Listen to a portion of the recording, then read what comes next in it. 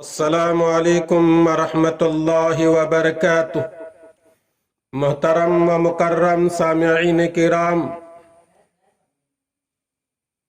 آج کے اس نشست میں عاشورہ کسے کہتے ہیں اور عاشورے کے روزے کی فضیلت کیا ہے بیان کرنے کی کوشش کر رہا ہوں، اور امید کرتا ہوں بات مکمل طور پر سنیں گے اور اس پر عمل کریں گے اور دوسرے ساتھیوں تک اس کو زیادہ سے زیادہ شیئر کرنے کی کوشش بھی کریں گے۔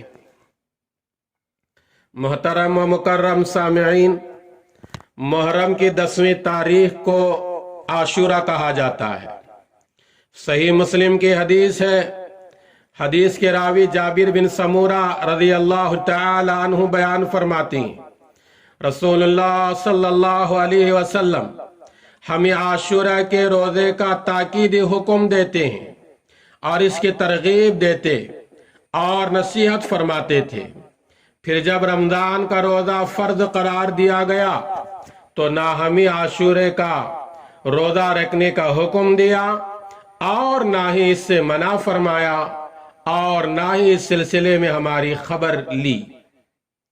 حدیث میں ہے عاشورہ کے دن، اس دن کے روزے کی بہت فضیلت بیان کی گئی۔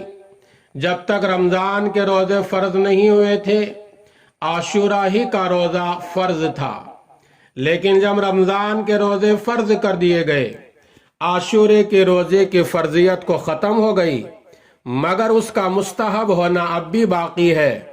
تمام جتنے روزے نفل روزے ہیں، تمام نفل روزوں میں افضل ترین روزہ محرم الحرام کا روزہ ہے۔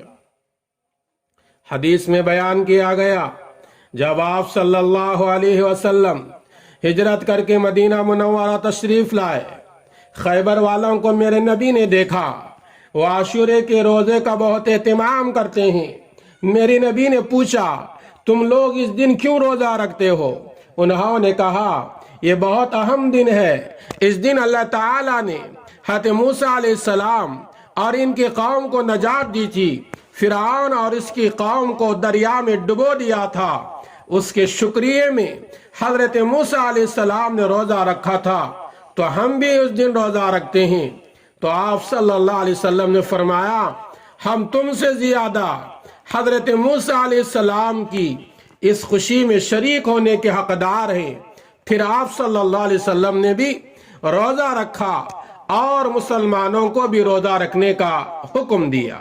یہ بات صحیح مسلم میں ابن عباس سے حدیث نمبر 2714 میں موجود ہے۔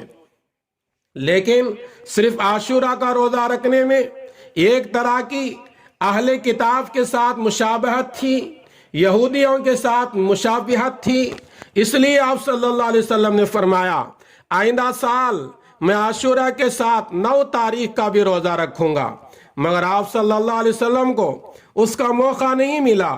اس سے پہلے ہی آپ صلی اللہ علیہ وسلم اس دنیا سے رخصت ہو گئے، لیکن چونکہ عاشورے کے ساتھ ایک اور روزہ رکھنے کا آپ کا ارادہ تھا، اس لیے علماء نے محرم کے 9، 10 کو یا 10، 11 2 روزہ رکھنے کو مستحب قرار دیا ہے۔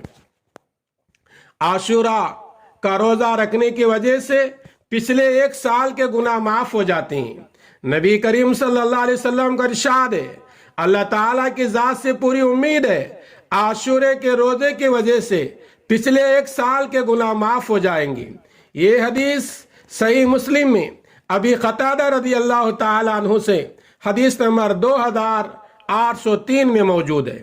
خود رسول اللہ صلی اللہ علیہ وسلم اس دن کے روزے کا بہت اہتمام فرماتے تھے، چنانچہ صحیح بخاری میں حدیث ہے، عبداللہ بن عباس رضی اللہ تعالیٰ عنہ فرماتے ہیں، میں نے حضور اکرم صلی اللہ علیہ وسلم کو جتنا رمضان اور عاشورے کے روزوں کا اہتمام فرماتے دیکھا، اتنا کسی اور فضیلت والے دن کے روزے کا اہتمام کرتے ہوئے نہیں دیکھا۔